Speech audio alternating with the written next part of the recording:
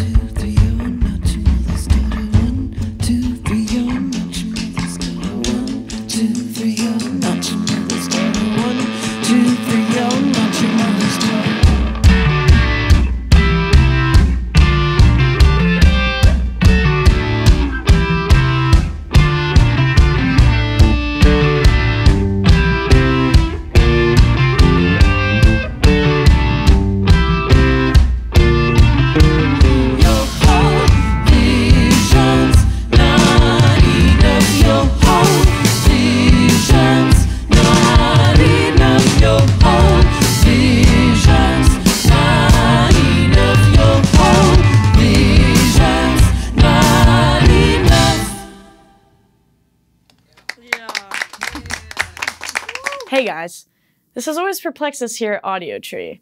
Over 88% of you that watch our show are not subscribed to our channel. Kind of wild, right? So, could you please do us a favor?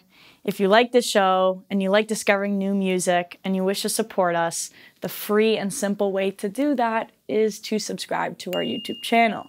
And our commitment to you, if you do that, our team will continue to book the best bands we can, listen to your feedback, and book who you want to hear on this show, continuing to capture and share astounding music to you all. Thank you. Wow. Your music is so interesting to me because it rides this really pretty line of having this bright pop umbrella, but then this anima-esque, subconscious-esque melodic compositions. Mm-hmm. What draws you to the pop realm to be able to use that framework to then push those sonic boundaries? That's a really great question. Of course.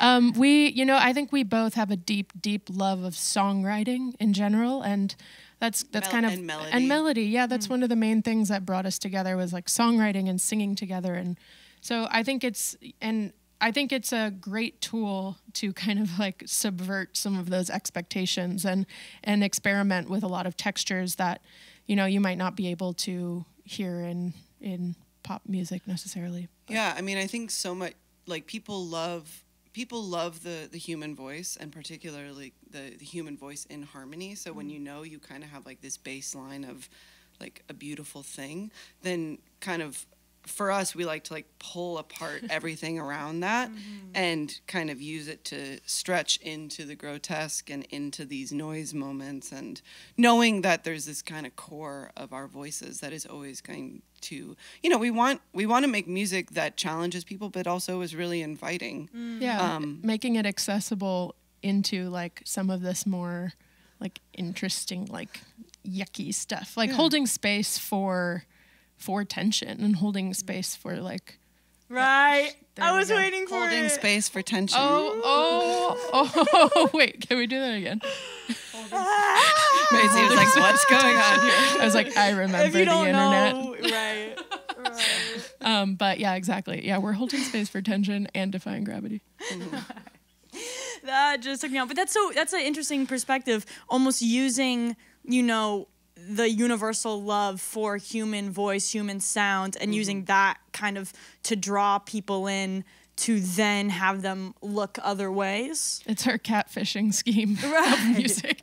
We're pop, you should listen. And then fucking, that's insane. That's like, and I remember I was reading your bio and something stuck out to me. It was saying how y'all are brilliant harmonizers, but harmony does not equate utopia. I was wondering, if not utopia, if that is off the table, what is the universe you are trying to create?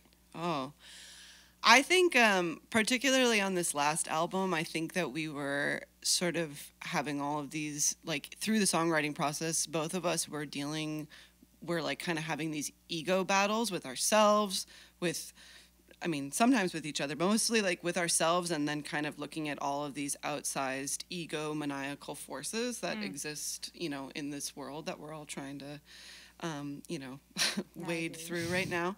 And, I think that, the truth is that we all have to exist with both the glory and the horror of it all every single day, right? We have to wake up every day and acknowledge that there's horrible things going on around the world, but that we still connect with our humanity.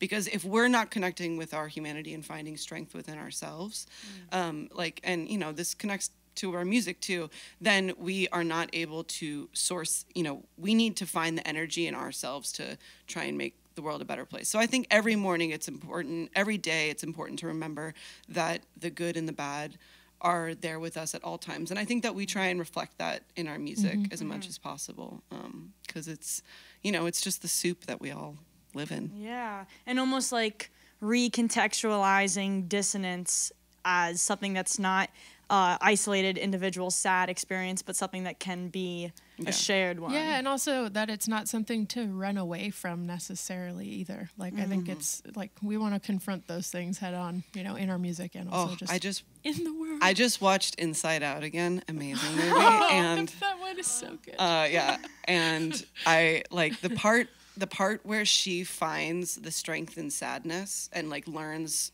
where Joy, the character, is like, oh, there's actually a really concrete reason for us to have sadness and feel sadness so that we understand the dynamics of human emotion, and like learning to find power in the things that make us feel horrible or angry or so it's literally making me tear up thinking. Yeah. Think about Inside Out, dude. Oh no, and powerful it is. That's sick. And as you were saying, you're having these almost like personal and interpersonal ego battles in between creating these projects.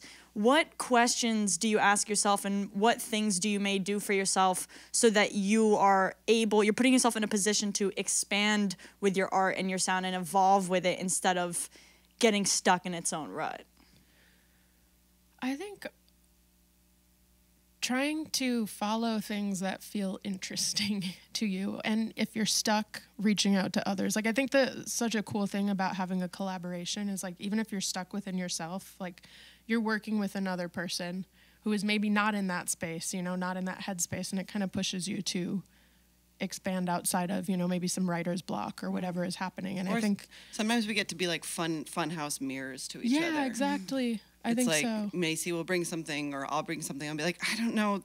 There's this thing, it came out of me. I don't really know which way to do with it. And then, you know, we sort of see it reflected in like this interesting way on the other person. And it's one of the great things about being in a creative partnership is that you don't have to be like stuck with your own reflection all the time. Yeah, and I also think like we have a lot of interests outside of just this as well, and that constantly feeds in. Like, I think having all of these little things in our lives that are inspiring to us, like you can move in that direction for a second and then come back to this, and that makes this generative again and really exciting. And I think that's how we keep it feeling new and fresh, is that we don't put like pressure that this has to be like the entire thing only ever, and we're making the same music all the time. Yes. Like, that's just like not how the world works either, you know? Yeah. We're pretty well-rounded people. If I do say so myself. And like you said, holding space for that tension, like you're holding space outside of your own. Don't even make me think about the meme right now. I'm gonna get sorry. You gotta do it again.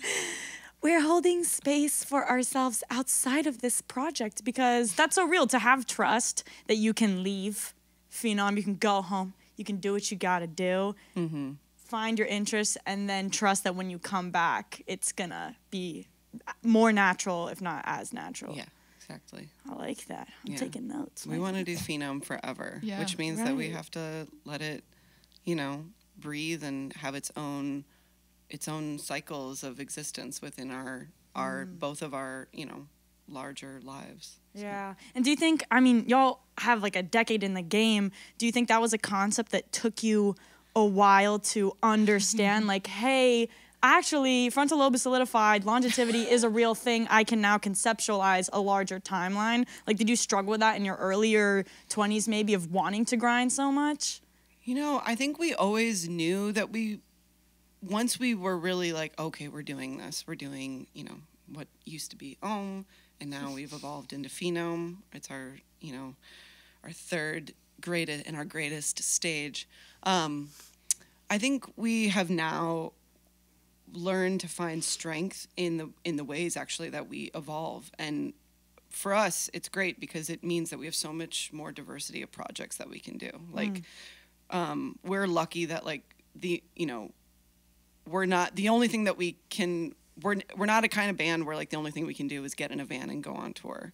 Like, we have all kinds of other ways that we can collaborate and perform and create, and we feel really lucky for that. And I think sometimes, of course, there's, you know, challenges to that, and there's things that we would have thought, oh, well, you know what, we thought we were going to be that kind of band, or this kind of things were going to come to us. But also, I think both of us have, especially in the last couple of years, been really good at like making peace with the parts of this that feel so good and feel so natural to what we do, instead of trying to like look outward and wonder why we don't have that kind of thing going for us, or that kind of thing isn't coming to us easily, you know? And I think another thing too is like when we started this band, we were like, oh, we just want to make something together.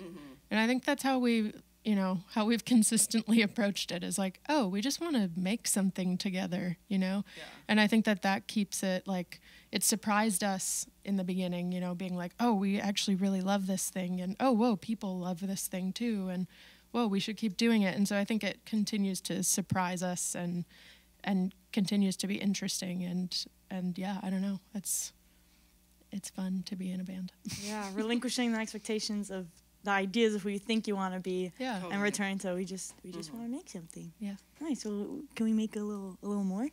Oh yeah. Yeah, we're gonna play like one of our first songs that I think we like when we first did a duo Audiotree, and we wanted to bring you guys the expanded version of one of our first songs ever. And then we're gonna play another song after that we like almost never play, but is about late stage capitalism. So we thought that we should, you know, we should bring it out. Yeah. Let's get freaky.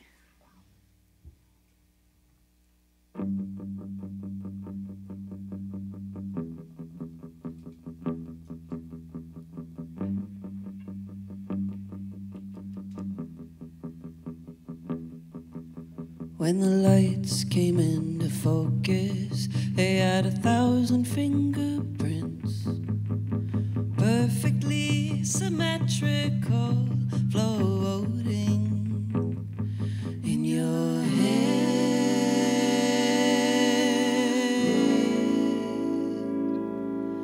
You sat on a piano, but you weren't sure just how.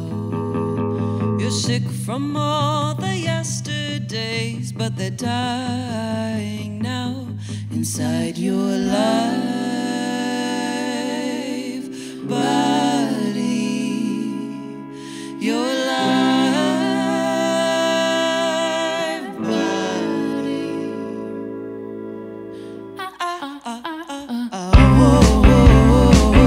I was shaking. Looking at the peak, I thought for sure she was lost, but she flew high above the waterfall.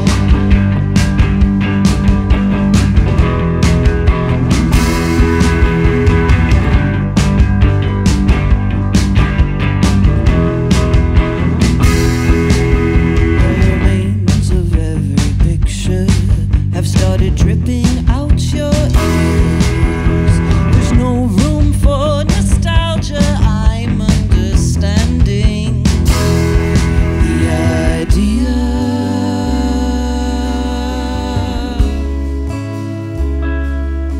Your life body. Your life body.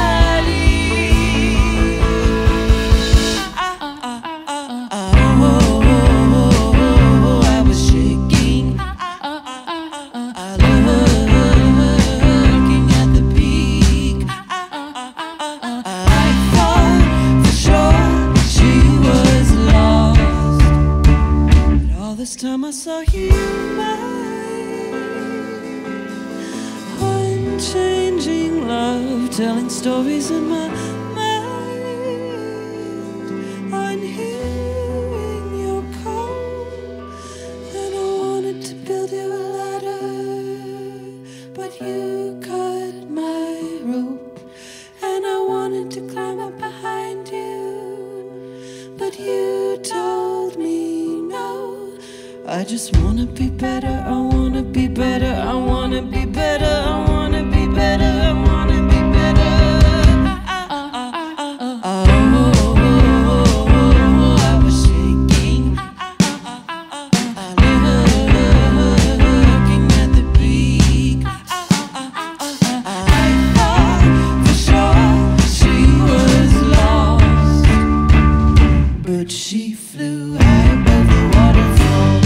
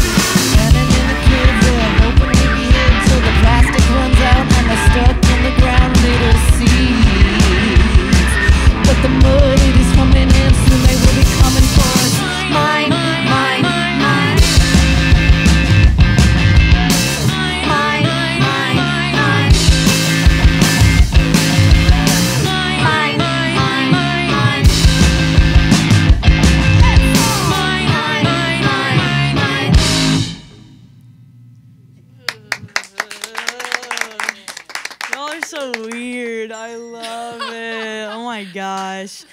All right, Sima. I was reading an interview about Not God, and it refreshed me because instead of kind of explaining this is what the project is, you met your interviewer with a lot of questions of how to reflect upon this project. And one of them was like, how do you hold power? How do you hold time? How do you hold space in your life? I will have to then throw that back at you. We can only scratch the surface, of course, but what is your relationship with time, and do you feel like you're working with it or parallel to it? Man, it has felt like such a battle sometimes. I will admit that, like, sometimes my inability to control time has been, like, felt like this thing that hugely frustrates me and has, like, given all this resentment. You know, especially we were like kind of living on the road and living in the bubble of Finom for all of 2019 leading up into the pandemic, and for better or for worse, like, you know, both feeling like it was like we were like building this thing and then suddenly it stopped in its tracks, but also feeling like we were sort of stuck in this one way of existing as a group. And, you know, like, I think for me, it was like, I definitely felt all this like intense pressure about how to fit all of the life that I wanted to live while also making sure that I gave everything that I could to this project. And then, you know, 2020 happened, which was, you know, I don't think I'm saying something that's like controversial, because I think a lot of people both, obviously that was such a horrible time, but also it was such a crazy, beautiful time because the world stopped for everyone and no one was missing anything. So we all had this like little pocket of time where we didn't owe anything to, and no one was looking for each other. And that, you know, that kind of, I think, gave us all an opportunity to remember how to like find time and think about our lives on the grand scale of things. You know, like I always talk with my partner and Macie, who's my other life partner, my other husband, about, you know, we are so lucky that we, as long as we can and figure it out and support ourselves, we can design our lives exactly how we want it to be, you know? So whatever you want to do, which, you know, maybe you want to go live somewhere for a while. Maybe you want to, you know, I started a family a couple years ago, and like, I was like, I want to do that, and I want to be like this, you know, have all these different outlets for, so I think I have come to make a lot more peace with time in terms of like understanding that both life is short and life is long. And yeah, I feel less freaked out by it, because as long as like everything is informed by love, I think that you can make, you know, you can make the life that you want to live. Yeah, preach. Love. What about you, Macie? What's your relationship with time? I got distracted because I was really into the answer. What are you doing? Yeah, I was like, wow.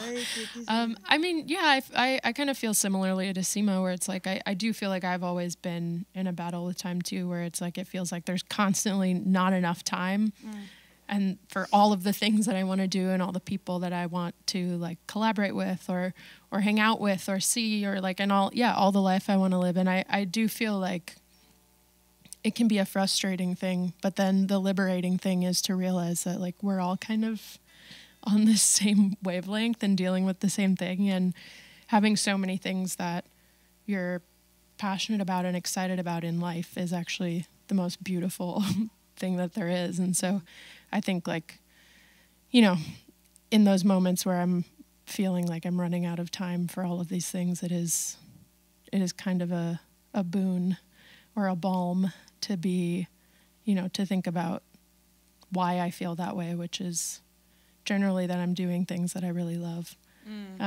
But yeah, I guess that's my short answer on the end of that really, really lovely answer. Yeah, no, it is a double-edged sword of like having this, oh my gosh, there's not enough time in the day, but maybe on the other side, if you didn't have anything to do with the time, it wouldn't be as exciting of an existence. And I love how you keep on bringing up this theme of like making peace with things.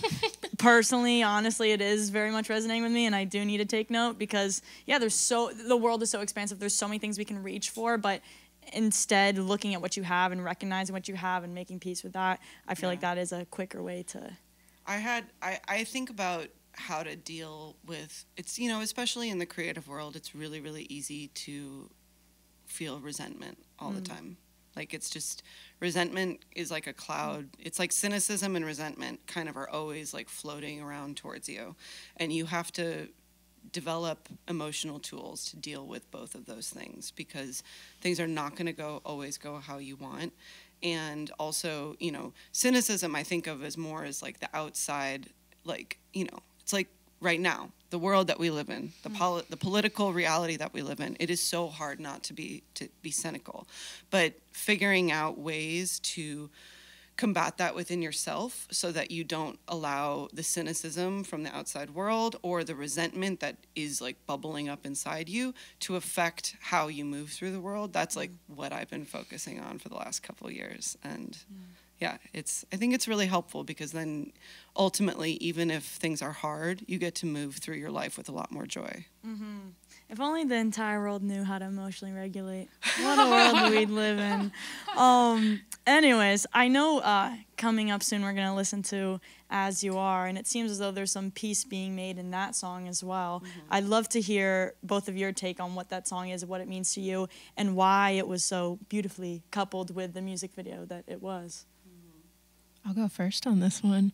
As You Are, the lyrics were written by Sima and the music was written by Sima.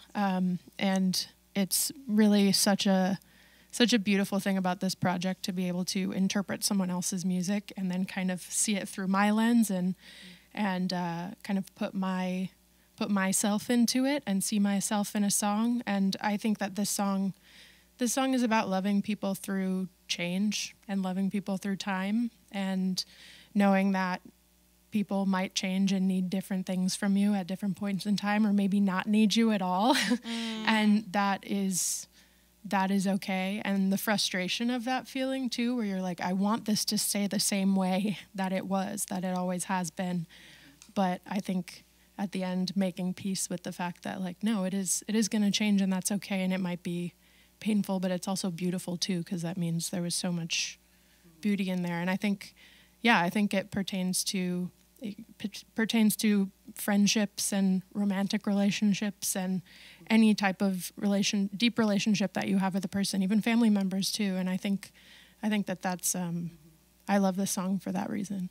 Yeah, thank you. That was really beautiful. Oh, this guy.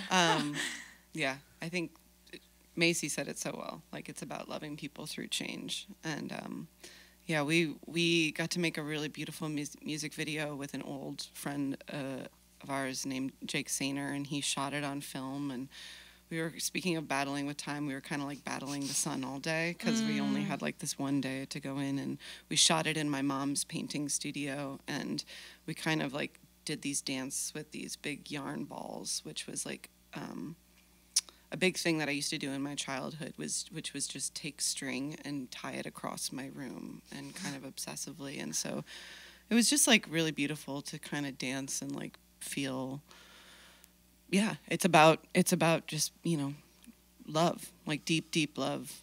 So, and almost like that invisible string theory that, like, no matter the change, there is still this pull and this tug, whether you see it or not. That's beautiful. And how do you feel like you're able to find peace in something that is always changing? Because there are things about us that we can come to a halt and be like, I'm fairly much like this. The world is pretty much like this. Let me make peace.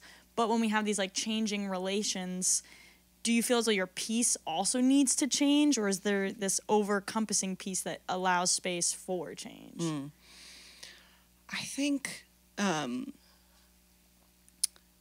going back to kind of what I said always, I feel like the process is that you know, a lot of the times, I remember this, like, this song is partially inspired by, like, my childhood best friend, who was really a friend that liked to hold on really, really tight, and didn't like when a new friend came into the mix, and didn't like when, you know, some element of our childhood change, you know, or some element of imaginary play suddenly wasn't, you know, didn't make sense to us anymore. And so it's sort of about like, I think, yeah, that friction moment. And then how do you turn friction into love? Like, how do you turn we've even had this as the two of us have evolved into adults. Like, how do you go from those moments of being like angry or all of the feelings, jealousy, and then just turning it into, like all I want is for them to be doing like the best thing that they could possibly doing for themselves, because ultimately when you are in a deep friendship or relationship or partnership with someone, their joy is your joy, right? Yeah. If they're unhappy, you're unhappy. So it is like kind of, it's just about like getting really good at going through that cycle. Yeah. So that, you're better at getting towards love and happiness faster. Active transmutation. I like it. Okay. Noted. Oh, sick.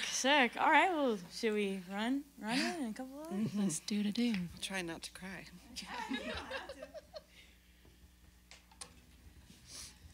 Hi, Vivi. Hey. I love you. I love you too.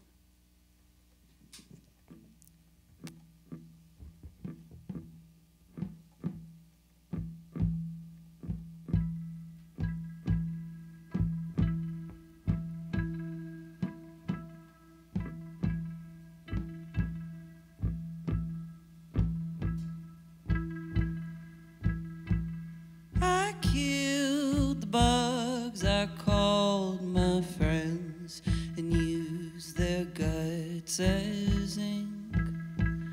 I long for empty afternoons, bleeding from the knees, when you would catch my laughter and eat it as a snack.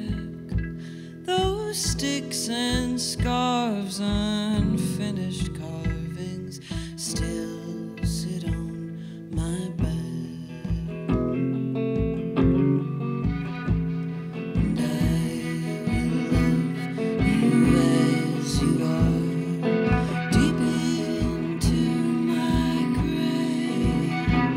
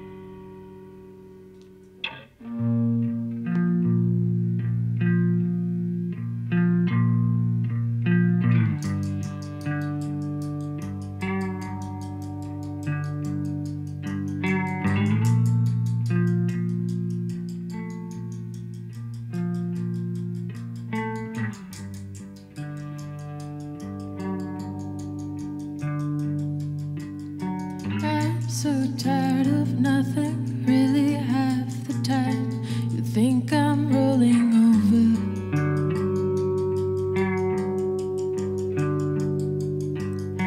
Lonely is a solid place, a land I love. I wish to hold it open.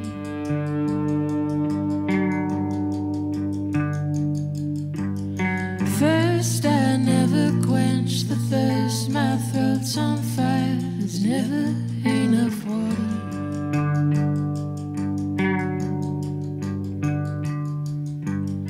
Wet the skin and kiss my eyes. There's more outside than winter in the garden.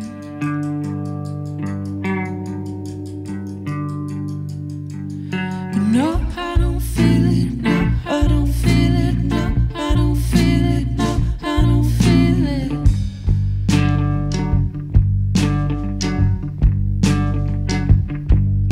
Yeah, I don't mean it. Yeah, I don't mean it. Yeah, I don't mean it. Yeah, I don't mean it.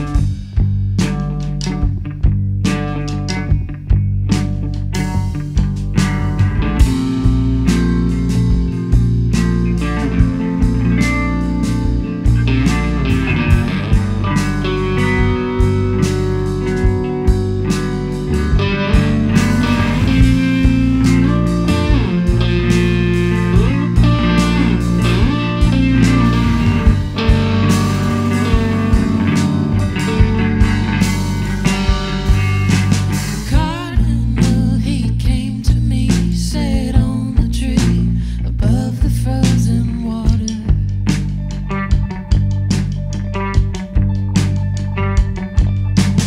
Blush of red beside my head.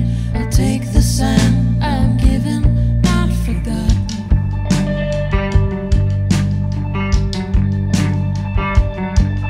Stop the spout, it's spilling out. Spit ripples in the mouth. I'm waking over.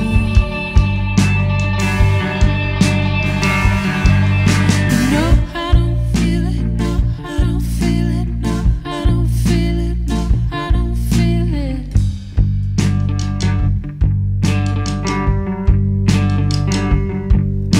Yeah, I don't mean it. Yeah, I don't mean it. Yeah, I don't mean it. Yeah, I don't mean it.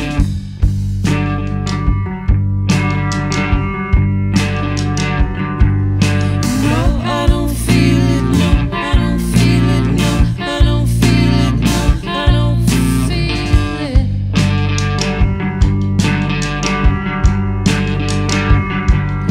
Yeah, I don't mean it. Yeah, I don't mean it. Yeah, I don't mean it. Yeah, I don't mean it.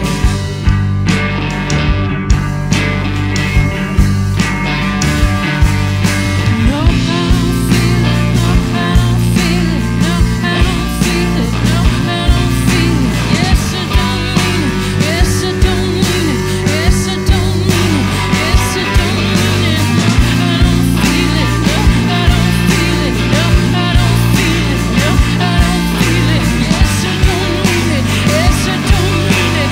Yes, I don't mean it. Yes, I don't mean it. No, I don't feel it. No, I don't feel it. No, I don't feel it. No, I don't feel it. Yes, I don't mean it. Yes, I don't mean it. Yes, I don't mean it. Yes, I don't mean it. No, I don't feel it. No, I don't feel it. No, I don't feel it. No, I don't feel it. Yes, I don't mean it. Yes, I don't mean it. Yes, I don't mean it.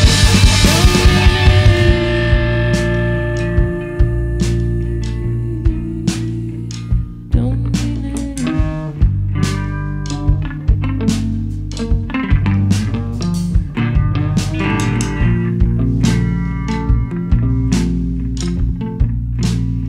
I don't mean it.